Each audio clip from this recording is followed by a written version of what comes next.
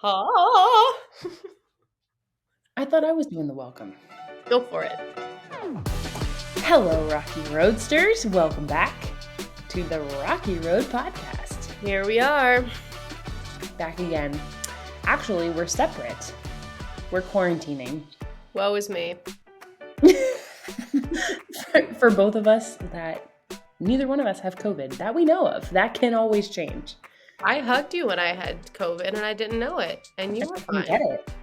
And I was down for the count for 2 weeks after that, and you just lived your merry life like I wasn't around you. Sure did. It was Absolutely. impressive. Not gonna let you stop me. You're not gonna hold me down. All right. Today we're gonna talk a little bit about therapy. And Kristen and I are both music therapists. She is more so one than I am. But we have therapy backgrounds, but I have also done therapy. You've done therapy, right? Mm-hmm. So we just wanted to talk about the importance of therapy, why we do therapy, how to pick a therapist, and just encourage people to look into this option of therapy. Mm-hmm. How many times can we say this word in this episode? Therapy. I think like 300 in a 20-minute segment is going to be a low ball. Like Yes. a therapist? Or like the Girl Interrupted Angelina Jolie version of... I Do you don't know what she calls it? No. She hates... Okay, so bleep warning for just a second. This goes into some of the negative connotations of therapists. The character that Angelina Jolie plays in Girl Interrupted, which is actually a really good movie. Not entirely accurate, but a very interesting depiction of a psychiatric ward. But she calls her therapist my therapist because they go into her brain and take out things that she doesn't want to share with them. I have heard that before. Mm-hmm. Yeah. Or a therapist, the rapist. Yikes. Mm-hmm. Okay. Yeah. Moving on. Pretty intense version of that. That is pretty intense. I think I've heard that before, though. But it's interesting that a lot of people do think they have negative feelings and thoughts about even talking about feelings, let alone paying someone to sit in a room and talk about feelings. I think we talked about this with Michaela, too, about Mhm. what emotional intelligence is and what emotions can do. And emotions are scary. And the way that we feel can sometimes be scary, both in highs and lows. Mhm. So I totally understand. I think each time that I've done therapy personally myself, I've had to have a pretty extreme level of self-awareness that, hey, this is not normal or I am not okay right now to Mhm. ask for help. I think had I been doing well, I wouldn't have asked. And honestly, in like some of the hardest parts, I know for me, we'll talk about Enneagrams like in another episode, but when I'm unhealthy as a 1, I go to a 4. And so I personally go to this place where I'm like, there's no therapist that would ever understand what I'm going through. And it would just take so long to explain everything, and they'll just never understand me. So I have to kind of get to that point and then bump over that to get to this place where I'm like, no, I really need somebody to help me. And Mhm. I need somebody to support me and be in my corner. And that's one of my favorite things about therapy. Don't know what that was. Did you hear that? I think my email's up. I'm sorry. Oh, perfect. Okay. So I, yes. So I think one of the best things about therapy is to have someone in your corner every single week. They are Mhm. dependable, they're present, they're there, they are on your side. So even if you are doing something wrong or you are really unhealthy or making really bad decisions, they're still there cheering you on. It's going to be okay. We're going to get through this. You got it. Mhm. So, not that I've really been in, I mean, I wouldn't say I've done like wrong quote for like I'm in the really bad, like I'm doing something wrong. It's just really like a mental health thing for me of like I'm not okay. Mhm. I have a lot of increased anxiety. But I've just really noticed that in doing counseling. It's like that's why they don't cross counselors. That's why people don't counsel, like they wouldn't do like marriage or family counseling and then see each of them individually as I do know individual people who do that counselors. though. What? I do know people who do that.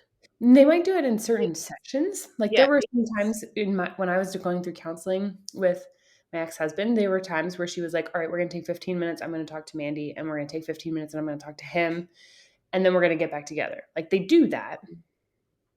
Do you know yeah, people that actually have like individual sessions, yeah. like see I know them really weekly and then see them individually or like together? yeah, I know it's not a very common thing, but I know in one circumstance, I know a mother and a daughter who were being seen by the same therapist, then the whole family was seen by that same person, which to me feels really risky Yeah. because at just keeping that relationship, the therapeutic relationship is so intricate in such a way where it's like industry standard is an hour a week. So let's just say we're sticking to that. Let's say, Mandy, I see you for an hour a week. A lot more than that, but but Depends on the week. let's say I see you for an hour a week, and in within that hour, you share intricate details of certain scenarios. That then, if I also saw your daughter, she would share her version of those details of those scenarios. Mhm. And then if I saw you together, how difficult for me as a therapist it would be to maintain neutrality, And to keep it knowing confidential. absolutely, and not accidentally letting a detail slip that one of you did not know or one of you had not considered about the other. Right. And then I've just broken both of your trust. I've ruined the entire triad of the therapeutic relationship. That to me seems really risky and dangerous. I think seeing family members separately is okay in my opinion. Um I have a couple of siblings that I see separately, but they're not for the same Mm, scenario, for the same issues. You know, I'll, right. I'll have one child with a disability and then one child who has some emotional behavioral needs. So they don't really even address the same things in their Right. session. I hear about scenarios, but they're not the reason that either of them are there, if Right. that makes any sense. You're working on different goals. But if you were Mhm. working on their relationship with each other, Mhm. that would set up a new, yeah, it just gets unethical and like Yeah. risky and There's an intricacy to it. absolutely. Yeah. And I think too, there has to be a level of vulnerability with therapists. Mm. And I mean, bless the therapists that get people that don't say a word or something the whole time they're sitting there, 'cause I can't keep my mouth shut when I go to counseling every time. I'm like, I do 90% of the Oh talking. my gosh. Well, honestly, that's the reason for it. It's a place Mhm. where you can dump and you can just word vomit and they'll listen and they'll guide and they'll encourage and they'll adjust or point things out to you. And there's certain times, some of the counseling sessions that I've been to for myself, there's nothing new said by the therapist that I Mhm. haven't heard. Having a Mhm. therapy background, I'm like, it's not that I didn't know that. I Mhm. knew that. And it's just coming from someone else, worded maybe a little differently, and saying something that's just a reminder. You Mhm. know, I know it's, and for me, it's just funny because I'll say to somebody, "Oh, I learned this," or you, or a friend, or a parent, or somebody, and they'll be like, "Mandy, I've been telling you that forever." But it's just something that comes from a person that is a third party trusted source Exactly. is what makes it just so different. And I think it's the Mhm. negative connotations of therapy scare people away so easily. Mhm. And it's still there, even though there's a lot of positivity now around therapy and counseling Mhm. and getting the help you need. There's a lot of still negative connotations about what is it, how long does it take, what do you have to Yeah. do, why is it so expensive? Well, let's jump into that for a second. So I know that I've heard some negative opinions and connotations and assumptions really about therapy. So let's kind of not totally debunk, but go into some of the typically negative thoughts. So I've heard people it's the biggest thing that I've heard is, why would I pay for someone to listen to me talking about my feelings? I've heard so many people say, why would I pay for someone to do that? I can just process it with my friends. I can just talk about it. My friends are my therapists. Whole nother conversation. Cue the rant. Friends can be therapeutic. However, unless, even if they are qualified, let's say I was a licensed psychologist, I'm not providing therapy to my friends when we're having mimosas at brunch. That's me lending a helpful ear and offering my advice. But let's talk about the ethical issues in saying, my friend is my therapist.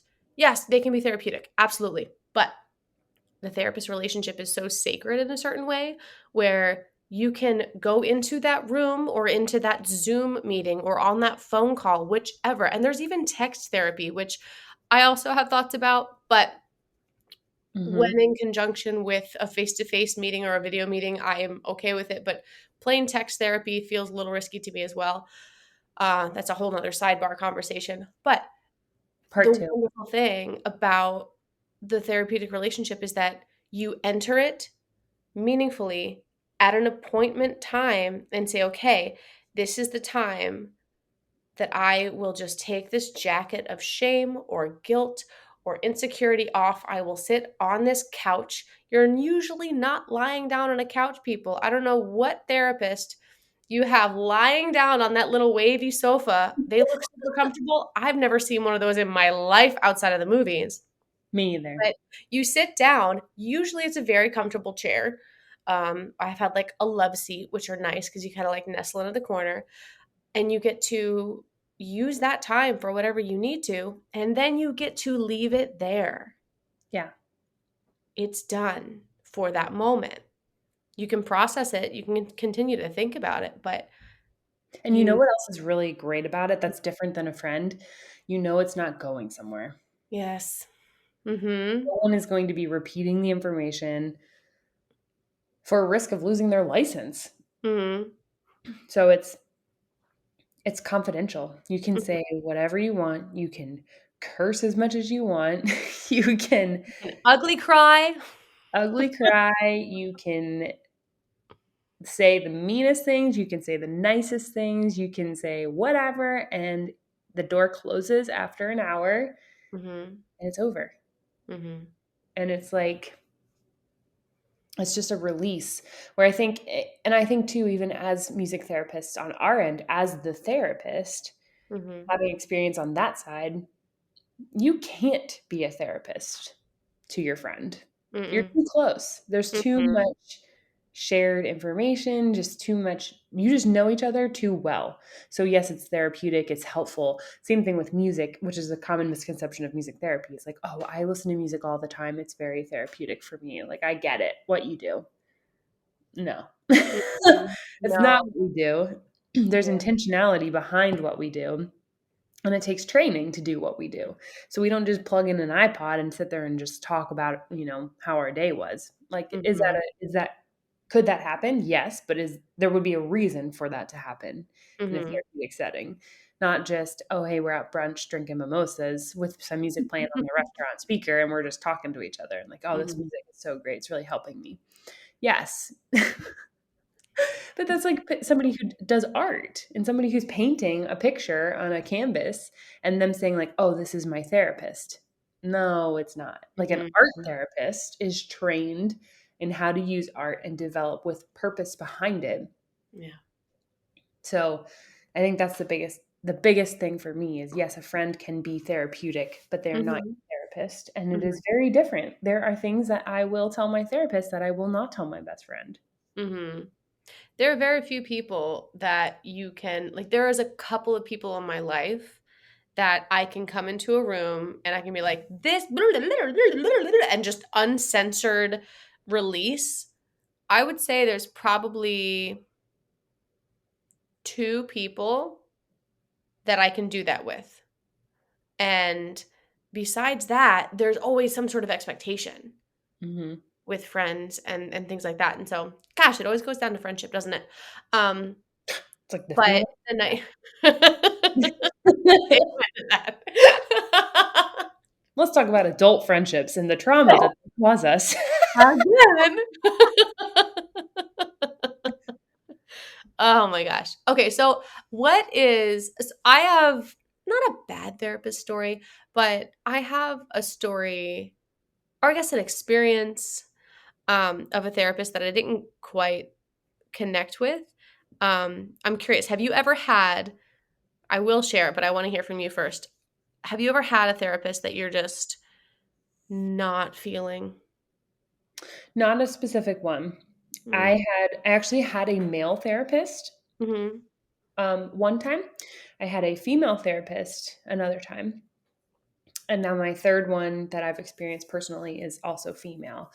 Mhm. Male was very interesting. It was Mhm. very intellectual, scientific based, like to the point. I feel like the female therapist for me as a female were a lot more emotional Mhm. involvement. I loved my male therapist too, not in like a romantic way, but like I think Mhm. he was really good at what he did. Mhm. And but at the end of the day, my current therapist, because I'll admit I'm in it right now, is like the best, for sure the best one I've had. Now Mhm. the one female therapist I had before, that was when I was in couples therapy. So that was a different Mhm. context. It was Different like dynamic. personal development. Would you ever But consider seeing a couple therapist individually after, like, since that relationship is, or yeah, the therapeutic relationship that you were in with her and him that passed? Would you would I consider consider seeing her again? just for individual? Mhm. Um, maybe. It's not, I don't think it really applies because she focused more on military, which is kind of what Mm. I did, Yeah, so it's not very really specific. the same. My current therapist did recommend me going to therapy again at Mhm. some point down the line with co-parenting and doing, like, a co-parenting Yeah. therapy with 4 of us. So, Mhm. me, my significant other, him, his significant other, when we reach that part in our Mhm. relationships, to go and just do a few sessions of co-parenting therapy, which I Yeah. thought was really interesting because she was like, "Yeah, it'd be a four-person Well, therapy." I mean, think about it, like, it's recommended that you do premarital counseling, and Mhm. so that's normal. It's because 2 people coming into a relationship. So, in reality, you have 2 entities, which would be 2 separate couples coming in to this relationship for the purpose of positive parenting. So, it Yeah. makes sense. I don't think a lot of people do that. I know for a fact. I know certain couples who wouldn't even dream of doing that when they Mhm. when they separated and had to do, like, custody battles and things like that. There wouldn't even be a question. The Even answer would be marriages, no. even people in marriages that aren't in a healthy marriage, Mhm. and I was there, like, couples counseling was not, it was, like, kind of on my radar, but it wasn't even something I said, like, "Oh, we have to do this, we don't have a choice." Mhm. And I know a lot of people that are married or have been married 5 years, 10 years, 20, 30, 40 years, and they have all these long-term issues. Being married to somebody for 40 years, there's a Wow. lot of things that have happened in that amount of time. And then to Absolutely. see a marriage break in 40 years because they're refusing to go and get help for it Mhm. over along the time. And then I know other couples that have been in therapy off and on their entire marriage. And Mhm. it just really depends. It's just really depends on the person, what you Yeah. feel is best. I personally never would say that there's too much therapy. Mhm. Um, I mean, if you can afford it, why not, right, too? Like, exactly. you And can now go that insurance in and companies are say, "Oh, we covering. don't have anything to talk about," and then get to chatting and realize, "Oh, wait, there is something that's going on." Yeah. Um, yeah, like, And example, there's someone close in my life who is I'm very glad that she sought therapy, not for any specific reason other than she just, like, had a lot going on for a couple of years, mhm. and she just kind of needed to offload a little bit, and she said she would walk into her sessions and said, "Oh, yeah, there's nothing really going on," and then 10 minutes later, she's like, "And this, and this, and this, and this, and this, and this," and that's the point, is that you can think that there's nothing going on, and you Yeah. can think that you're completely and totally fine. Same thing with couples, with individuals, with families. Mhm. There doesn't need to be a crisis. Like, let's talk about, gosh, I'm going to go on so many soapbox tangents, but let's talk about how it's really difficult for anybody to get therapy covered by insurance unless there's a crisis or a disability or a diagnosis. Therapy is not easy to access for so many people Mhm. unless they were incarcerated or Right, unless they're in rehab or they have X, Y, and Z diagnosis. right. It shouldn't only be accessible to people who have gone through or are currently going through a crisis scenario or have an Mhm. ongoing illness. For For sure. I mean, there's definitely more insurance companies are covering it more every so often, and I think creative arts therapy that we run into a lot is less covered Mhm. just in general. But I know there are a lot of options. We talked about this with Michaela on her episode, and just talking about the importance of the investment in it is like Yeah. paying it like you would pay your electric bill. Mhm. And I know for me, the counseling that I'm currently in, there's financial aid offered that you can apply That's for with your current salary, what you make. Mhm. And I had a few job changes this year, and so the cost of my counseling shifted because I Mhm. reapplied for an Mhm. financial aid. And just do it even if you can fully afford it. Like, you just apply for it and just see what happens. Yeah, Even if they you do have have income like, some places have sliding scales Mhm. that make it a lot more affordable. And a lot of times too, like a church has a deacons fund that they Mhm. can help you if you really, really, really need it and you think it's the most beneficial thing that you need.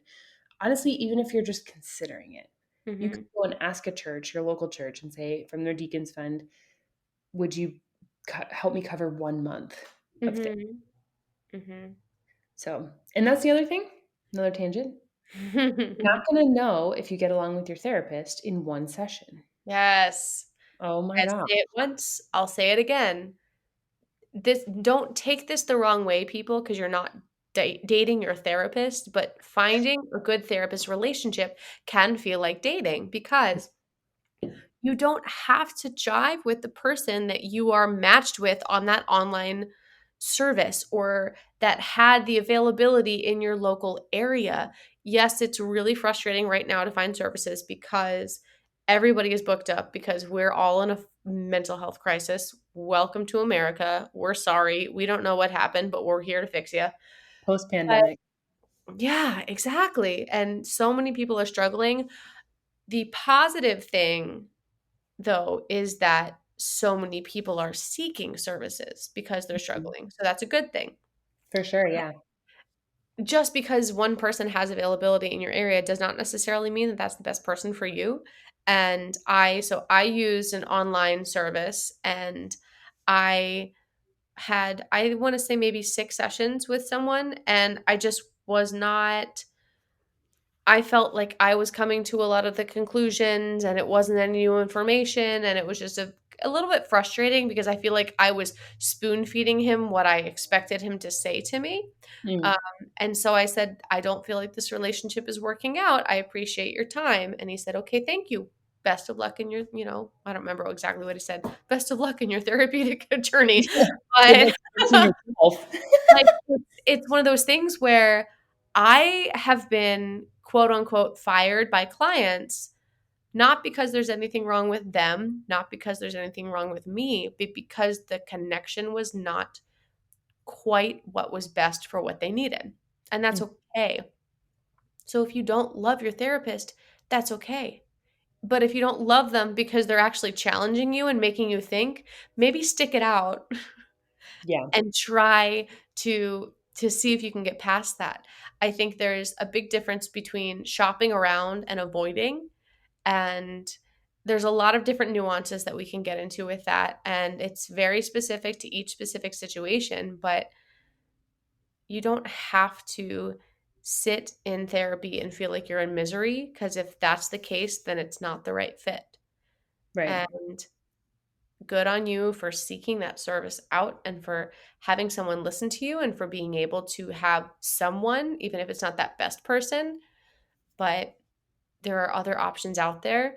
I'm a big fan of this movement to online, not necessarily just the text based, but I had a combination of a 45-minute video call once per week at the same time, just like if you're driving to somewhere, it's the same time every single week.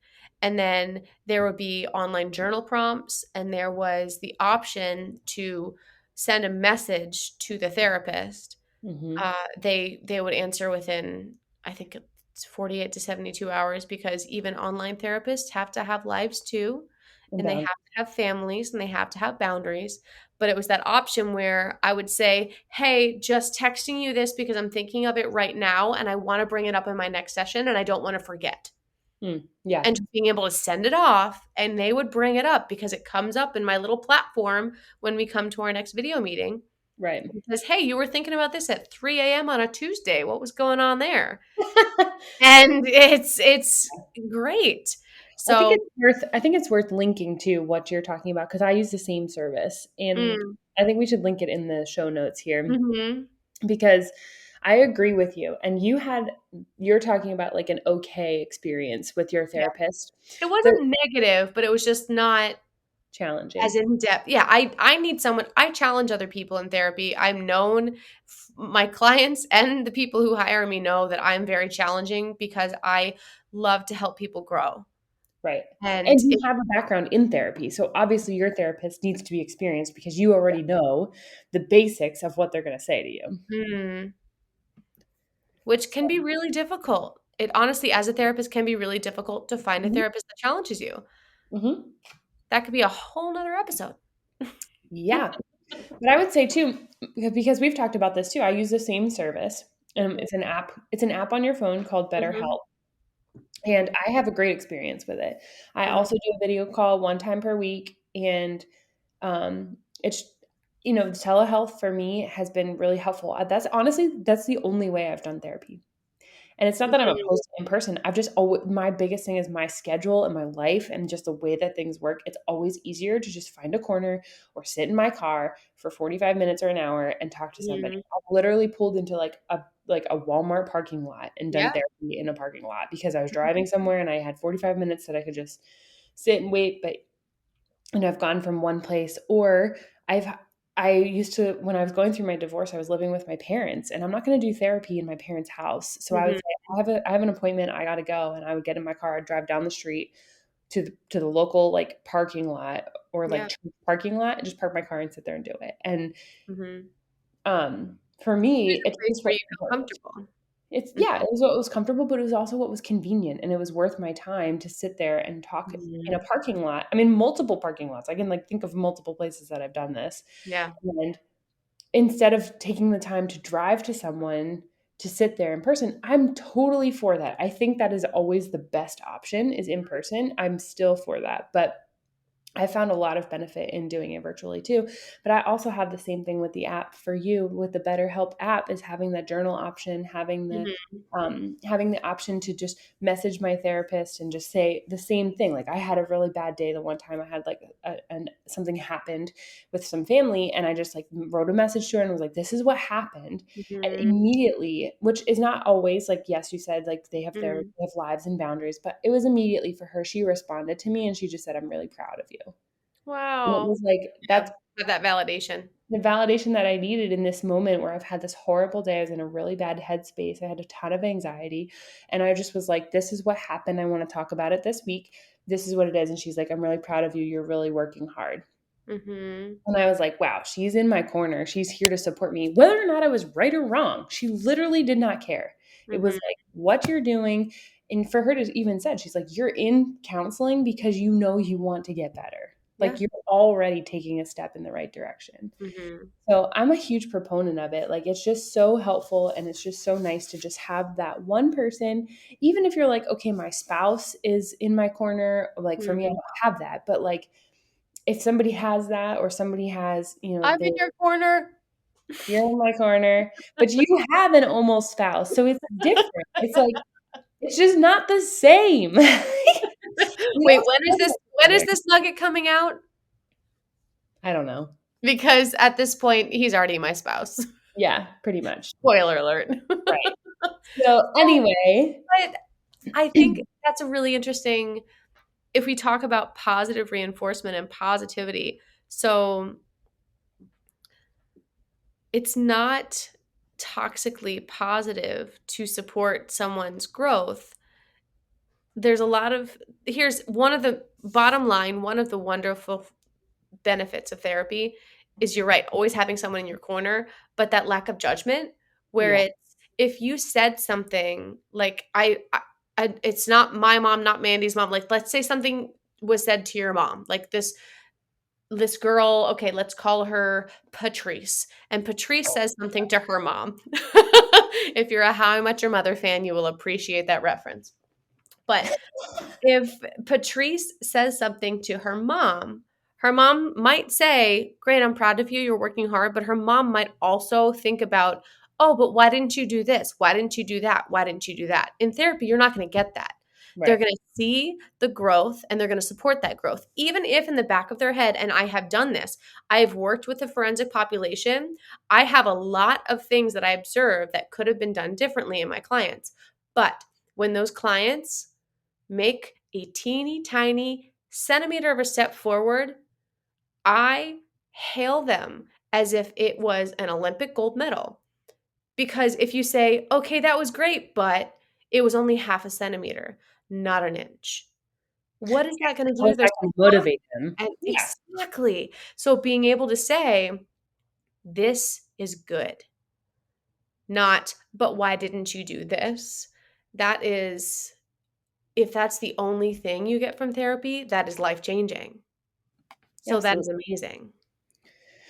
Yeah, and even just one step. And also too, like if you have a really bad week and you made a bad decision or something did not go well or you tried and it failed, Mm, they still are there to say, "I'm proud of you," mm, and to encourage you. yeah. And there's been many moments over the course of the years that I've done it where I've had a really bad week and I just showed up and I'm like, I am just not in a good place. Mhm. And the validation of them saying, "That's okay. You showed You up. you showed up, you're here. You're allowed to have a bad week."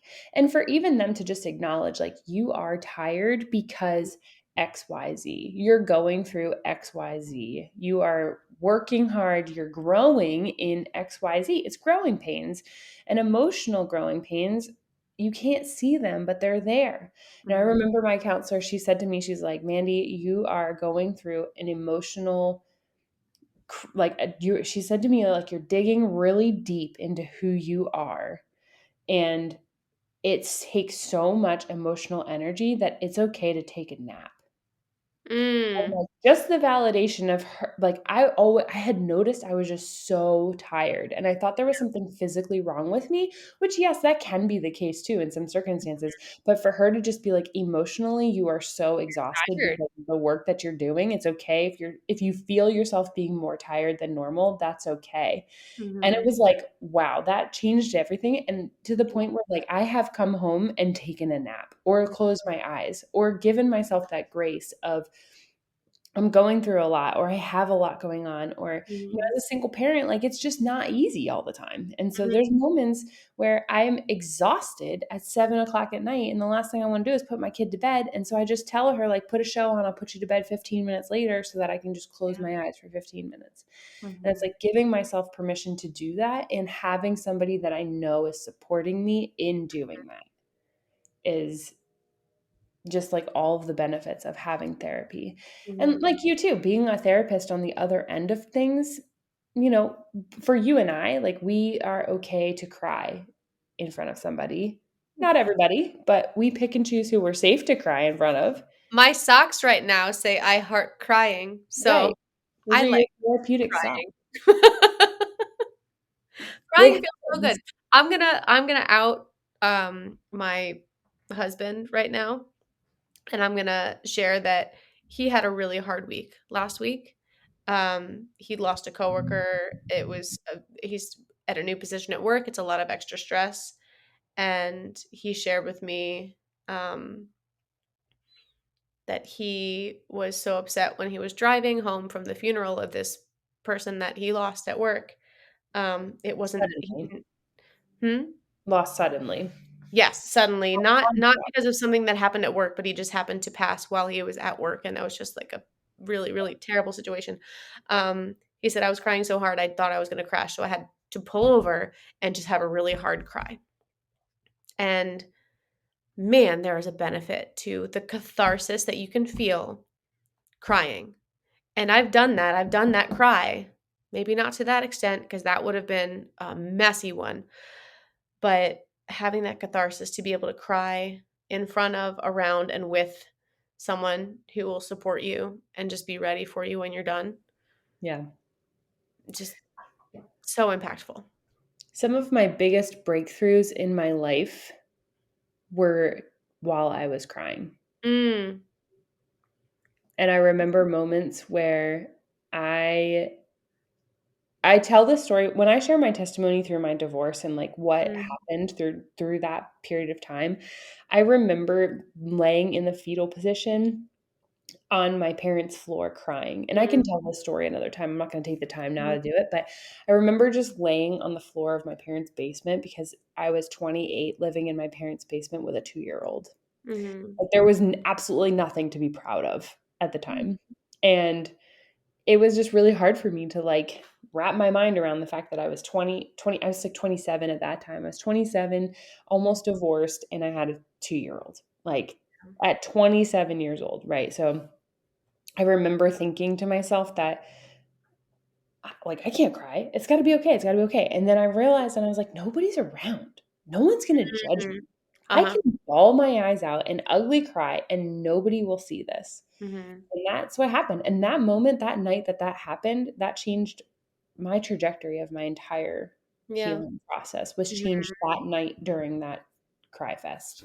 Mhm. And so I think that was just it's just okay. And that can happen in therapy because therapy is going to pull out things like I think my current counseling right now, and this isn't like all about my counseling obviously, but I think I'm on like week 15 or 16 since I've started Mhm. with this new therapist, and she's great. I've had a Mhm. really good experience. I've heard And a lot of really positive feedback. Like, you're very excited to talk about things that you like, you don't share everything that you talk about, but you say, "This yeah. is what she said to me, and it was really earth-shattering because," and that was happening within a couple of weeks, which means that that's a really good fit. Yeah, and there were things that she has said that she was able to just put words to what I was feeling. Mm. And I think that was the most validating part. She wasn't changing my life. You know, she Mhm. wasn't dropping like a rocket science bomb on me of like, this is the newest thing, you should hear about this. It's like, no, it was just really like, this is how I'm feeling, and I'm explaining it to you in 100 words, and she's concisely putting it into one sentence. Mhm. And it's like, yes, that is the way that it is. And so I just think it's really validating, and I think I've had that experience on the other side as a therapist too. I mean, working in hospice, I didn't have always the most verbal patients, Mhm.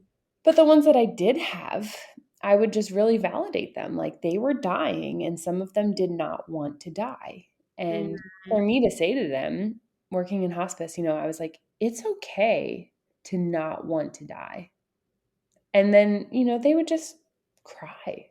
Mhm. And it's like somebody is hearing them and listening to them. And I think as humans, the most important thing that we want in our lives is to just be heard Mhm.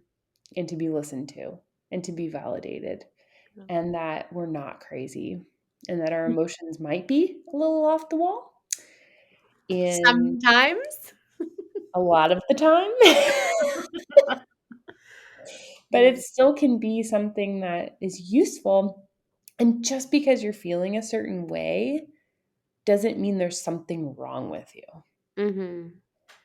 So, yeah, I mean, I'm a huge advocate for it. I am like, go to counseling, go to therapy. And I have a friend right now that just started, and they shared with me how exciting and how amazing it was. And I'm like, great, hop on the pro therapy wagon with me Yes. and like get people to do it because it is so good. Like the breakthroughs that can come from it, the healing that can come from it, the growth that can come from it.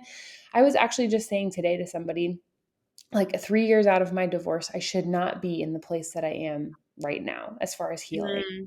And, you know, it's like I talk about this in my co-parenting episode, how it's so different than what a normal expectation of a divorce would be after 3 years. And I'm not saying I'm perfect and I'm definitely not fully healed, but I'm really far down the road in 3 years of work as opposed to like where I feel like I should be. Mhm. And that is hugely a credit to therapy and helping me get to that place. Mhm. Mm. I feel like we could talk for another 6 hours Yeah, we'll about have more. our feelings about how important therapy is and the benefits and our experiences. I think being on the receiving end is one of the most humbling things that I've ever experienced, is saying that people trust me with this information and people trust me with these feelings and people trust me.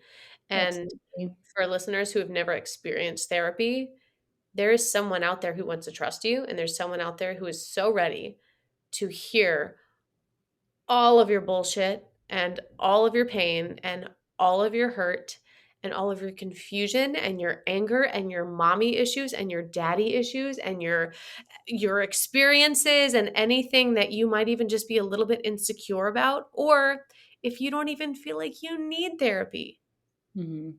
whatever you have to bring, there are so many people out there who are available to listen and ready to listen.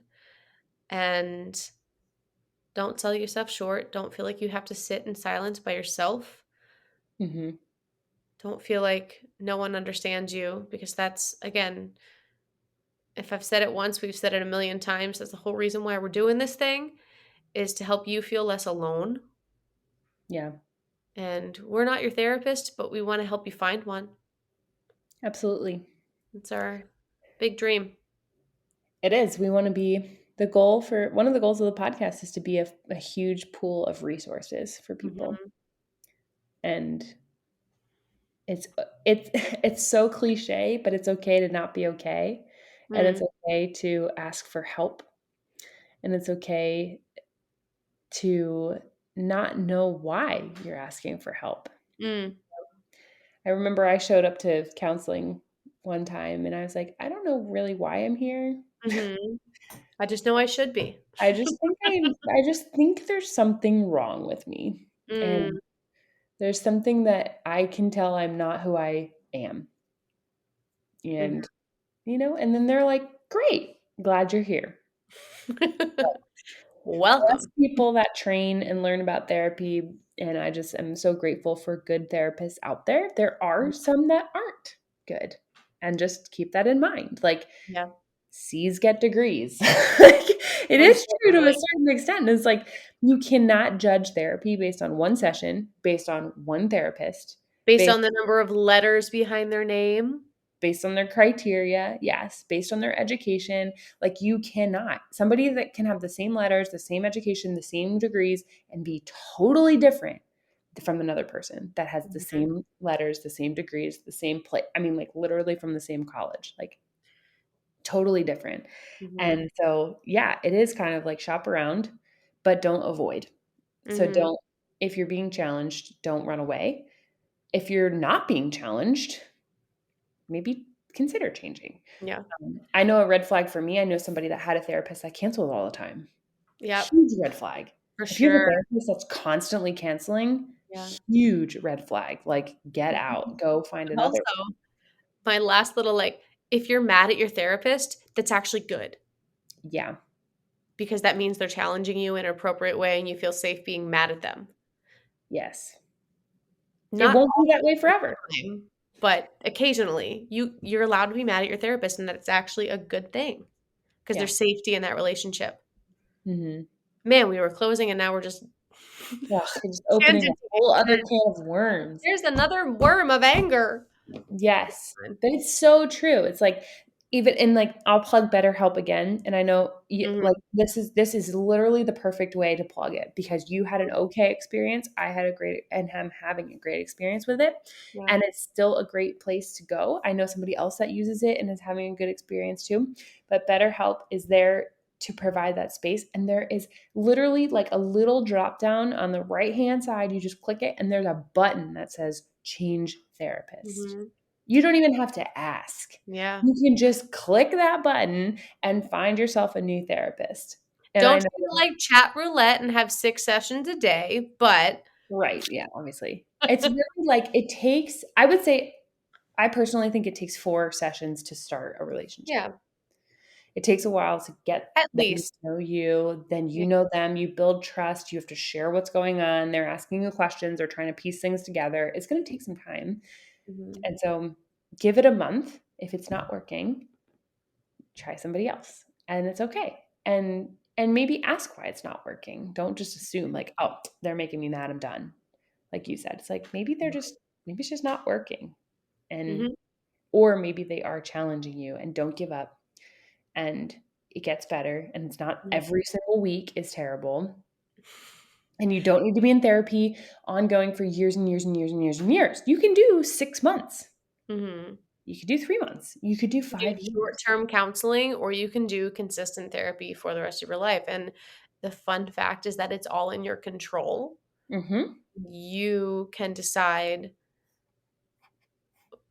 what you feel like you need, and that's also part of the experience, is that your decision to leave therapy might not come recommended by your therapist, but they know you're going to learn something by leaving therapy. And if you walk back in that door, or if you sign back up for that particular therapist, they're like, "Hi, welcome back." Not, "See, I told you you shouldn't have left." No, it's, "Hi, welcome back.